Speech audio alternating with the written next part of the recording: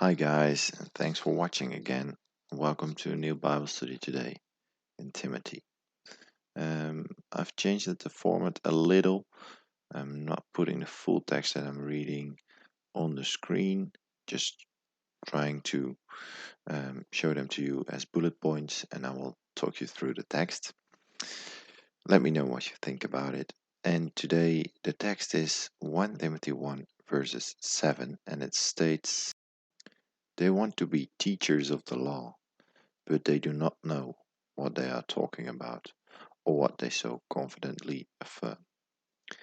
As we see in this verse, Paul reaffirms to Timothy that these false teachers are not only devoid of God's love and lack godly character, they dangerously mishandle the scriptures and God's laws to achieve their own objectives and mislead others with forceful words.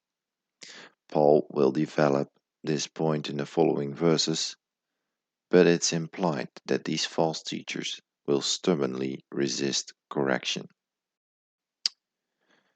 Paul notes that these false teachers want to be teachers of the law, that is, implementing and adjudicating what is righteous, correct, and good. Like judges today, it is impossible to interpret the law if they do not understand the underlying spirit or principle behind what is written. Without God and His wisdom, discernment, and love, such false teachers simply do not have the essential basis to effectively implement, let alone teach, God's laws to His people.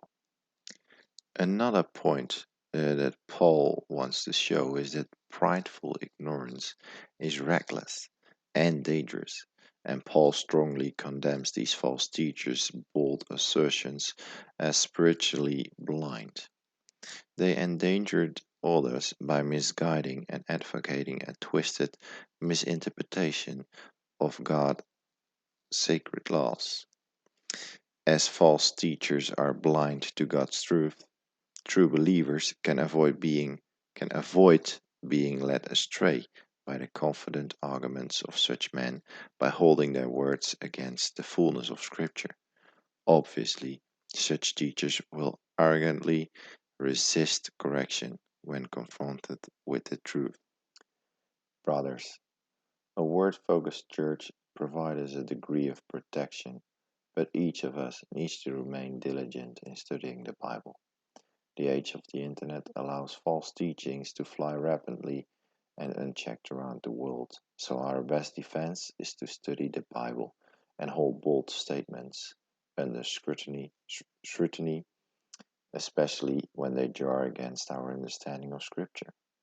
The Bible is our sword in the spiritual battlefield of our lives.